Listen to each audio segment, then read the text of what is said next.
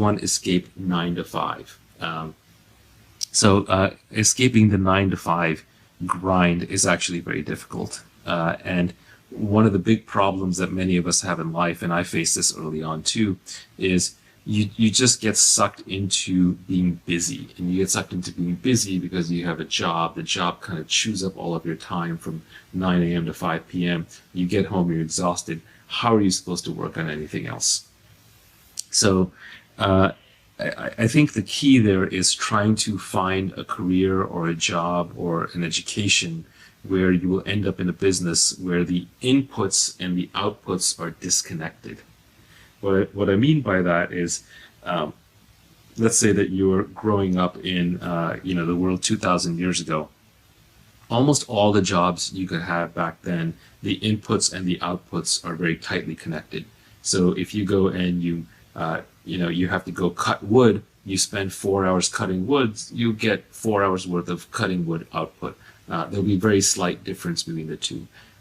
But nowadays, you have knowledge worker jobs, you have intellectual jobs, programming being my favorite example, where a good developer can write a piece of code that can literally make your business hundreds of millions of dollars over the next few years.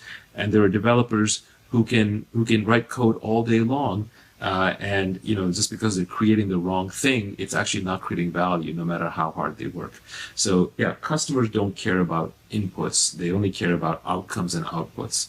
So if you can navigate towards a career where you're tracked on the output, you're going to do much better. What are examples of careers? So I gave coding as an example, but actually sales is another one of those examples, and especially very expensive sales, very high-end sales.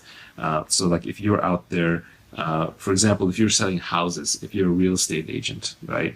Not a great job necessarily, very, very crowded. But if you're a top flight real estate agent, you know how to market yourself, you know how to sell houses, it's possible you could sell $5 million mansions in a tenth the time that somebody else is struggling to sell $100,000 apartments or condos. So that is a job where input and output are highly disconnected. Coding and sales, what else? Well, actually building any product and selling any product. And fundamentally, what else is there? So what you don't necessarily want to be in is a support role, like a customer service kind of role. For example, customer service, unfortunately, inputs and outputs map relatively closely towards each other. The amount of hours put in matters. So it helps to move towards things that have these skill sets where it's very hard to match inputs to outputs.